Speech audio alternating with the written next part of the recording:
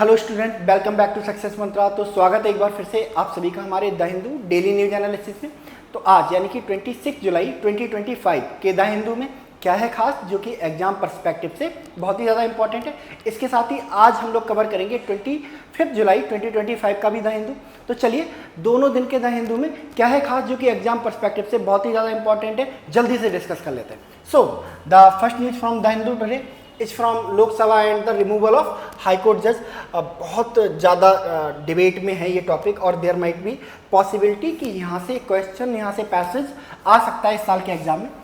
LS to take up motion to remove HC जज। तो as we all know, हम लोग डेली लगभग द हिंदू में कवर कर रहे हैं अबाउट हाई कोर्ट जज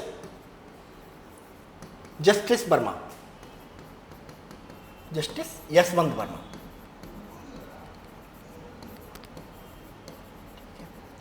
प्रेजेंटली इंडिया में सबसे इंपॉर्टेंट आदमी, सबसे ज़्यादा डिबेटेबल आदमी और इन अ सेंस सबसे पावरफुल आदमी। अब ऐसा माना जाता है कि justice Verma was one of the reason जिसके पीछे हमारे कंट्री के ex vice president Jagdeep Dhankhar, उन्होंने अपनी पोस्ट से रिजाइन तक कर दिया। तो क्या किया है जस्टिस यशवंत वर्मा ने? एक्चुअली हुआ क्या कि in the month of March इनके घर में आग लग जाती है और फायर ब्रिगेड आती है एंड आग को कंट्रोल किया जाता है, आग को कंट्रोल किया जाता है। मीनवाइल मीडिया कवर करती है, बिकॉज एक हाई कोर्ट के जज का घर है और उसमें आग लग जाती है, तो मीडिया उस घर को एक्सटेंसिवली कवर करती है और उस घर में देखने को क्या मिलता है? आधे जले हुए करेंसी नोट्स, हैवी क्वांटिटी में। ठीक है, तो बहुत सारे क्वेश्चन रेज होने शुरू हो जाते हैं कि एक हाई कोर्ट के जज के घर में इतना ज़्यादा कैश है ना, क्यों है? दूसरा क्वेश्चन कि कहाँ से आया है? तो लोगों को, मीडिया को ये लगा कि जस्टिस वर्मा कहीं करप्शन में तो इंडल्ज नहीं थे। ठीक है, और करप्शन में इंडल्ज थे तो किस केस के लिए इन्होंने पैसे लिए थे और किस केस को इन्होंने पैसे लेके उसका जो वर्डिक्ट है बदलने की कोशिश की है। तो इस पर क्वेश्चन रेज होने शुरू हो गए एंड सोशल मीडिया पर एक स्क्रूटनी शुरू हो गई, पॉइंट आउट करना शुरू कर दिया लोगों ने जुडिशरी को, इंडियन गवर्नमेंट को, कि आप क्या कर रहे हो, आप इन्हें रिमूव करो इनकी पोस्ट पे। तो जो सिटीजन्स हैं उनके गुस्से को, उनके आउटरीच को देखते हुए जो उस समय के chief justice of India Sanjeev Khanna थे, उन्होंने एक इन हाउस इंक्वायरी ऑर्डर कर दी, जिसमें 2 हाई कोर्ट के जजेज होंगे और एक और अदर जज होगा। ये तीनों जजेज मिलके क्या करेंगे? एक इंक्वायरी कंडक्ट करेंगे अगेंस्ट जस्टिस वर्मा। उसके बाद इंक्वायरी की जो भी रिपोर्ट होगी वो प्राइम मिनिस्टर और प्रेसिडेंट को दे दी जाएगी एंड प्राइम मिनिस्टर और प्रेसिडेंट को राइट दिया गया इस मामले में डिसीजन लेने का। ठीक है, बाद में पे पिटीशन भी आई थी, हम लोगों ने 2-3 दिन पहले द हिंदू में कवर किया था कि कैसे जो कुछ लोग हैं, one of the most senior most जज इन सुप्रीम कोर्ट, कपिल सिब्बल, वो सुप्रीम कोर्ट पहुंच जाते हैं कि ये जो इन हाउस इंक्वायरी का जो प्रोसीजर है ये एक्स्ट्रा कॉन्स्टिट्यूशनल है ना, जो बनाया गया था पार्लियामेंट के राइट को हड़पने के लिए, ऑक्यूपाई करने के लिए। तो इस इन हाउस इंक्वायरी को क्या करा जाए? कैंसिल आउट किया जाए। ठीक है, एंड बाद में डिसाइड हुआ कि इन हाउस इंक्वायरी रहने देते हैं और इनके अगेंस्ट प्रॉपर जो कॉन्स्टिट्यूशनल मैकेनिज्म है उसको फॉलो करते हैं, और जो कि जो मैकेनिज्म है इम्पीचमेंट का।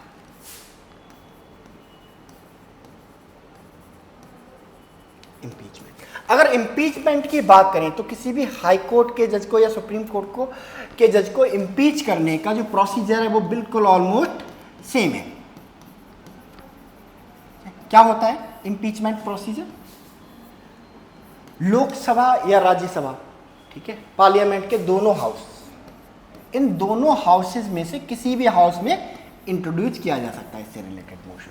कंडीशन क्या है कि लोकसभा के केस में कम से कम 100 लोग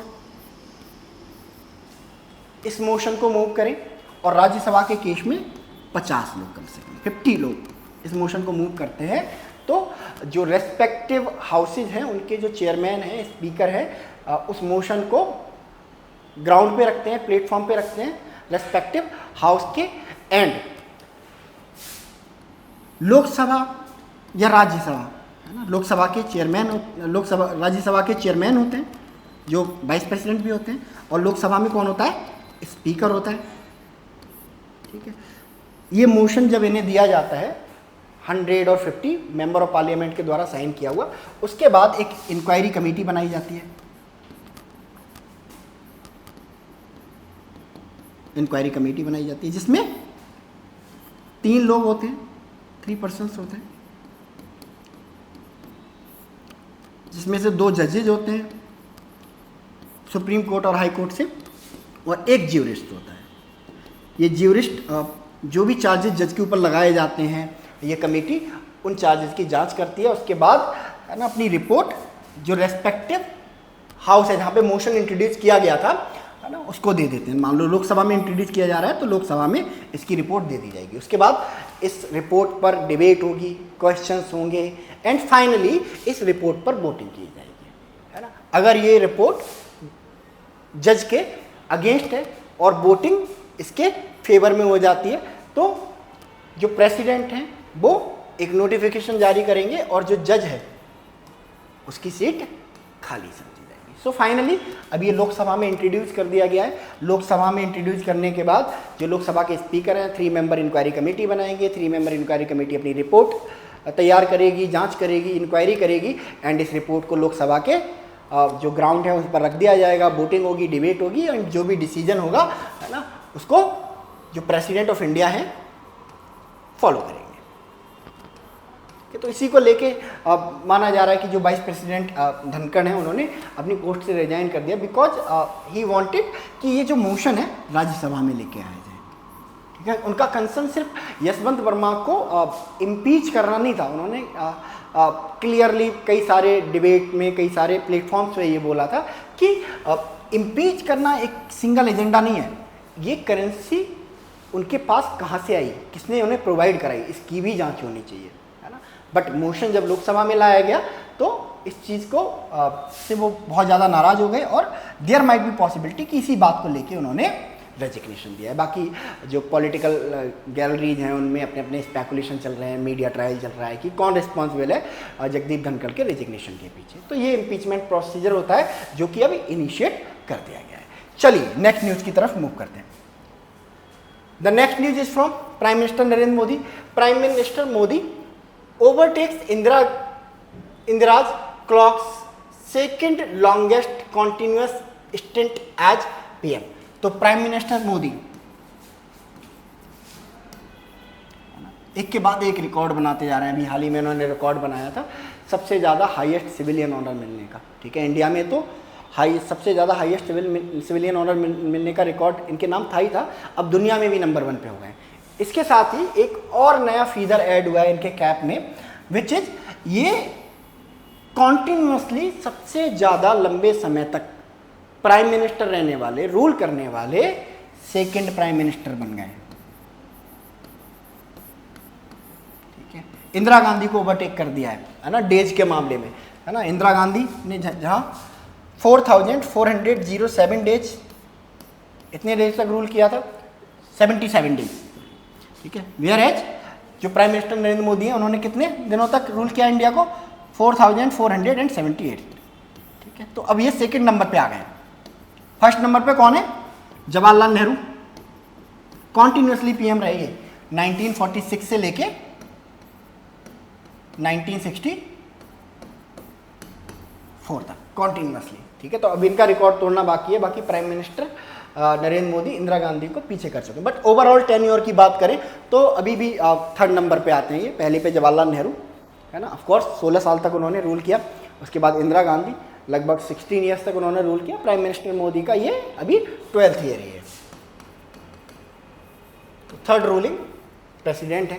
और अगर कॉन्टिन्यूस की बात करें तो सेकेंड पर आ गए ये। ठीक है, अब इसी पे अब है ना क्वेश्चंस भी उठाए जा रहे हैं अपोजिशन के द्वारा, है ना। और जो बीजेपी के पार्टी मेंबर्स हैं, है ना, जहाँ से प्राइम मिनिस्टर नरेंद्र मोदी आते हैं, ठीक है, वो उनको प्रेज भी कर रहे हैं कि इंदिरा गांधी और जवाहरलाल नेहरू ने क्या किया था, है ना, उस समय पे रूल किया था जब पब्लिक ओपिनियन बहुत ज़्यादा मैटर नहीं करता था।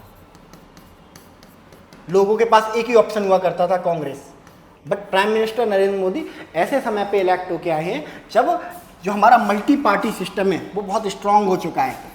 अराउंड 1400 पॉलिटिकल पार्टीज हैं ना, उसके बाद इतने लंबे समय तक रूल करना अपने आप में हिस्ट्री बनाने जैसा है। ठीक है, चलिए नेक्स्ट न्यूज। नो प्लान और intention to make changes to preamble, law minister tells Rajya Sabha. तो राज्यसभा में एक एमपी, समाजवादी पार्टी के एक एमपी, उन्होंने एक क्वेश्चन रेज किया कि क्या जो सेंट्रल गवर्नमेंट है वो प्रीएम्बल में चेंज करने जा रही है। बिकॉज बहुत दिनों से जो राष्ट्रीय स्वयंसेवक संघ है और पब्लिक फोरम्स पे इस चीज़ को वाइडली डिस्कस किया जा रहा था कि प्रीएम्बल में जो सेक्युलर वर्ड है एंड जो सोशलिस्ट वर्ड है, इसको क्या कर देना चाहिए, हटा देना चाहिए। बिकॉज दो रीजन की वजह से, है ना। सेक्युलरिज्म को लोगों ने बहुत ज़्यादा मिस इंटरप्रेट किया है, जिससे लोगों के बीच में हेट बहुत ज़्यादा हो गई है। दूसरा, सोशलिज्म को इस वजह से हटा देना चाहिए क्योंकि कहीं ना कहीं ये सोशल वेलफेयर से ज़्यादा गवर्नमेंट को ये पावर देता है कि वो चीज़ों को जब मन करे तब नेशनलाइज कर सके। तो इससे लोगों के जो इंडस्ट्रियलिस्ट बिजनेसमैन होते हैं उनके मन में एक सेंस ऑफ द फियर रहता है कि कहीं हम कोई मेहनत से बिजनेस खड़ा करें और हमारी चीज़ों को क्या कर दिया जाए, नेशनलाइज कर दिया जाए। तो दैट इज वाई प्रीएम्बल से इन दोनों वर्ड्स को हटा दिया जाना चाहिए। दूसरा आर्ग्यूमेंट ये दिया गया कि ये जो सेक्युलर और सोशलिस्ट वर्ड है इन्हें ऐड किया गया था प्रीएम्बल में at the time of emergency. ठीक है, इमरजेंसी के टाइम पे इन्हें ऐड किया गया था। इसका मतलब क्या है कि पब्लिक ओपिनियन इनके साथ नहीं है, तो बिना पब्लिक ओपिनियन के इन दोनों वर्ड को ऐड किया गया था। दैट इज वाई हम चाहते हैं कि इन दोनों वर्ड्स को हटा दिया जाए।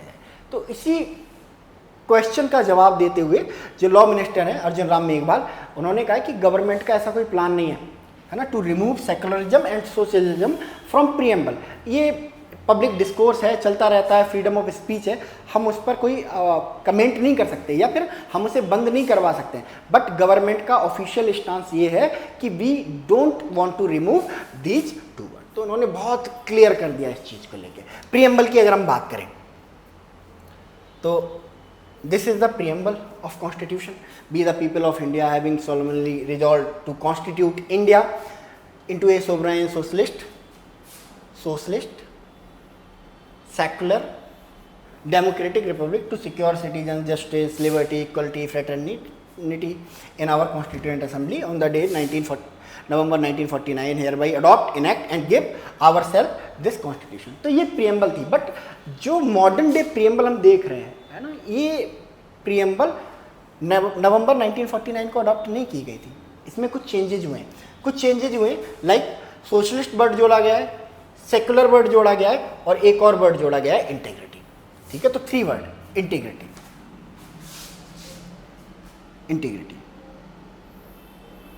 ठीक है, इसके अलावा यूनिटी ऑफ द नेशन, पहले टर्म हुआ करता था यूनिटी ऑफ द नेशन, इसको रिप्लेस किया गया है unity and integrity of the nation के साथ में, unity and integrity of the nation. तो ये मेजर चेंजेस किए गए थे ड्यूरिंग 42nd कॉन्स्टिट्यूशनल अमेंडमेंट 1976 के टाइम पे, और उस टाइम इमरजेंसी लगी हुई थी। इसी बात को लेके बहुत ज़्यादा ह्यू क्राई है कि अब इमरजेंसी के टाइम पे इन वर्ड को ऐड किया गया। दैट इज भाई हम चाहते हैं कि इनको हटाया जाए। ठीक है, ये 42nd कॉन्स्टिट्यूशनल अमेंडमेंट 1976, इसको मिनी कॉन्स्टिट्यूशन भी बोला जाता है। कभी पूछा जाए कि which of the following constitutional amendment is also known as the mini constitution, तो दिस इज 42nd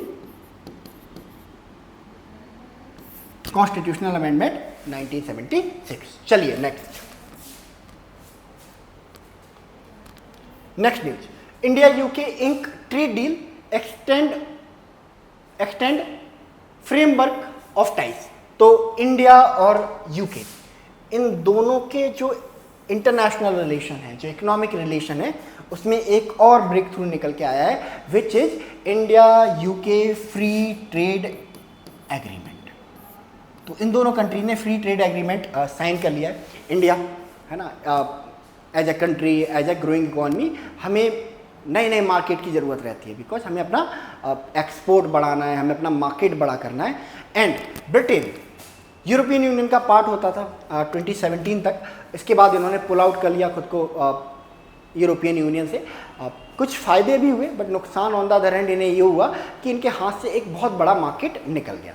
तो यूके को भी एक मार्केट चाहिए था और इंडिया को भी एक मार्केट चाहिए था अपने प्रोडक्ट बेचने के लिए, है ना। दैट इज़ वाई दोनों कंट्रीज ने एक ट्रेड डील नेगोशिएट की जिनमें सर्टेन जो प्रोडक्ट हैं दोनों कंट्रीज के, उनको क्या कर दिया गया, टैक्सेस से, टैरिफ से, ड्यूटीज से क्या कर दिया गया, एग्जम्प्ट कर दिया गया।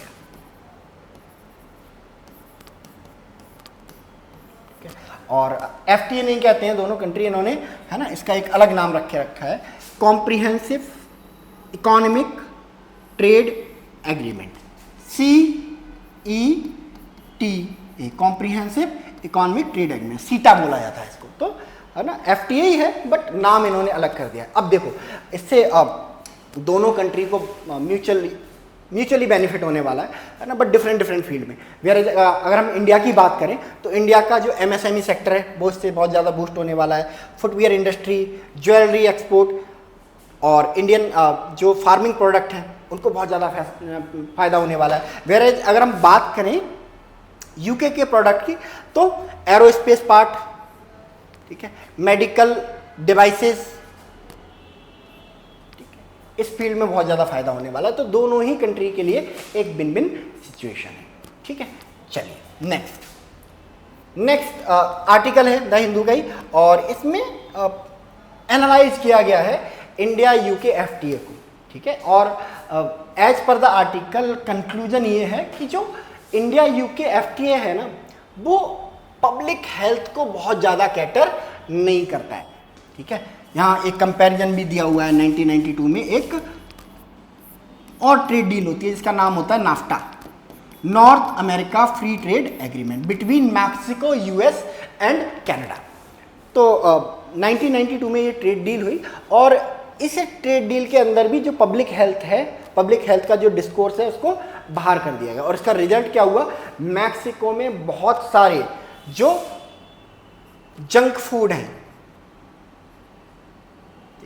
शुगरी फूड है, शुगर वाले फूड जो प्रोडक्ट हैं सस्ते दाम पर अवेलेबल होने लगे मैक्सिको में। और मैक्सिको में क्या होने लगा, ओबेसिटी बढ़ने लगी, मोटापा बढ़ने लगा।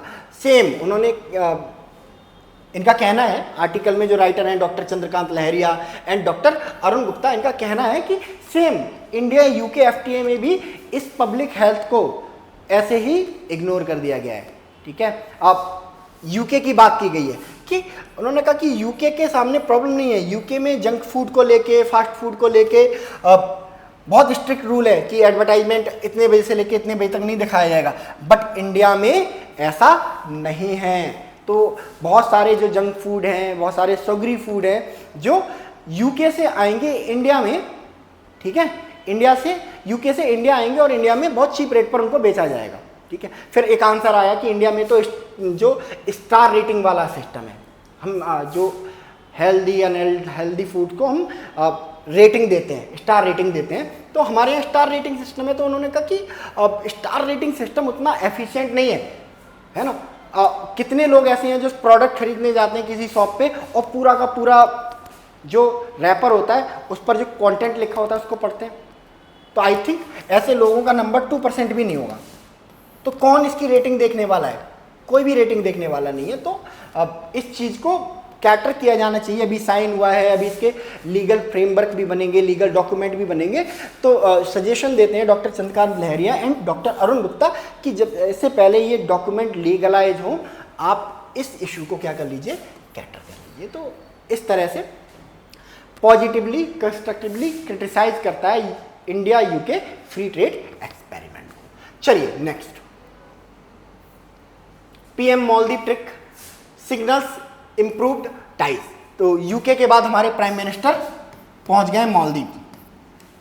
मालदीव में क्या ओकेजन क्या है, 60th इंडिपेंडेंस डे है इनका, इंडिपेंडेंस डे। और यहां पर prime minister Modi as a guest of honour,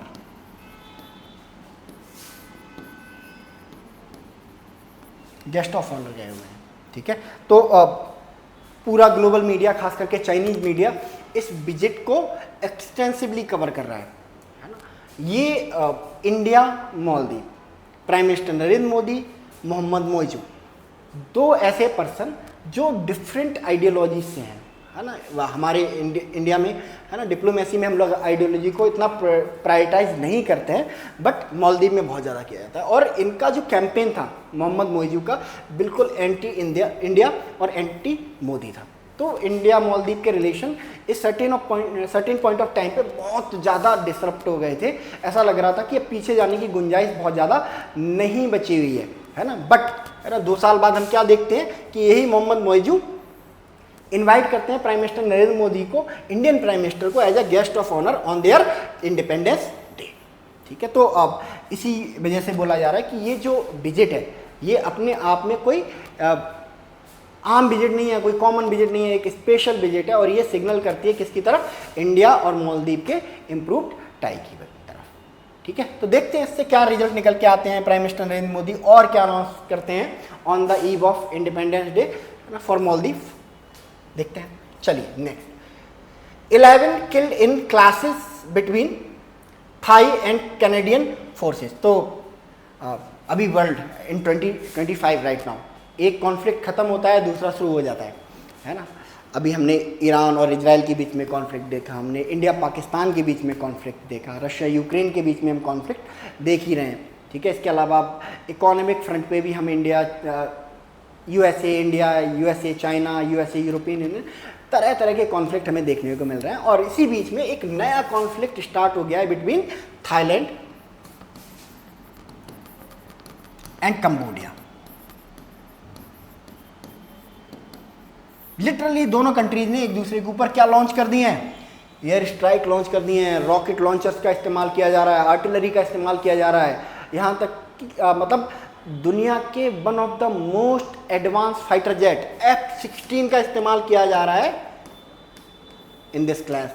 तो देयर माइट बी पॉसिबिलिटी, लोग स्पेकुलेशन लगा रहे हैं कि अगर जल्दी से जल्दी इस वॉर को खत्म नहीं किया गया, ठीक है, तो इन दोनों कंट्रीज के बीच में एक फुल स्केल वॉर हो सकती है।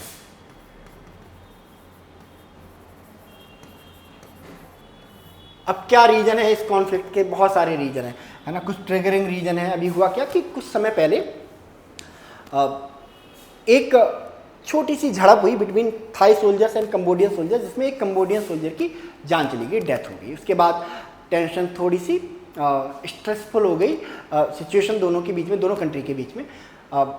2 दिन बाद क्या होता है कि एक माइन विस्फोट होता है Cambodia border, near by border area में, जिसमें 2 थाईलैंड के सोल्जर्स मारे जाते हैं। इसके बाद जो सिचुएशन है वो अपने पीक पर पहुंच जाती है ना। बट ये दोनों बस एक्सीडेंट थे, है ना। तो क्या इसके पीछे एक वॉर हो जाएगी? तो आंसर है नहीं।